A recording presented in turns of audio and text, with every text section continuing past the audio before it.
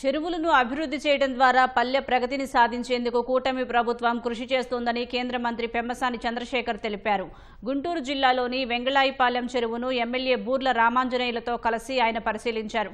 Rural development నిధులతో water shed పథకాన్ని చేపడుతున్నట్లు పెమ్మసాని వివరించారు. చెరువులను ఆహ్లాదకరంగా మలిచేందుకు ప్రత్యేక కార్యాచరణ రూపొందించామన్నారు.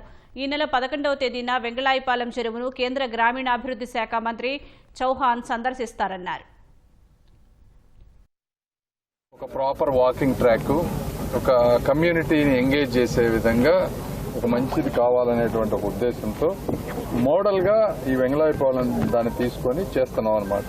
ఇందులో దాదాపు 1.2 crores ఖర్చు పెట్టి ఇక్కడ ఒక entrance plaza, parking area, open gym, children's play area, community gather area, ఒక గజీబో ఇవి చేసి చుట్టూ వాకింగ్ ట్రాక్ వేసి ఒకటి ఇనిషియల్ గా 1.2 crores పెట్టి ఖర్చు పెట్టినా ఇది లాంగ్ టర్మ్ లో విలేజ్ వాళ్ళు మెయింటైన్ చేసుకునే విధంగా సస్టైనబుల్ గా ఎలా చేయాలనేది ఇందులో మెయిన్ ఉద్దేశం. దీనికి ఒక 200-300 కోకోనట్ ప్లాంట్స్ సరౌండింగ్ పెట్టే ప్లాంట్ చేయటం, కొంత ఫిషెస్ వేసి అందులో ఇన్కమ్ వచ్చే విధంగా పంచాయతీ చేస్తే సెల్ఫ్ సస్టైన్ గా ఉంటుంది అనే దాని మీద ఒక మోడల్ గా తీసుకొని చేస్తా ఉన్నాం. రేపు 10-11వ తారీఖుల్లో నేషనల్ వాటర్ షెడ్ కాన్ఫరెన్స్ మన గుంటూరులో జరుపుతా ఉన్నాం. అన్ని స్టేట్స్ కు సంబంధించినటువంటి మినిస్టర్స్, సెక్రటరీస్ అందరూ వస్తారు.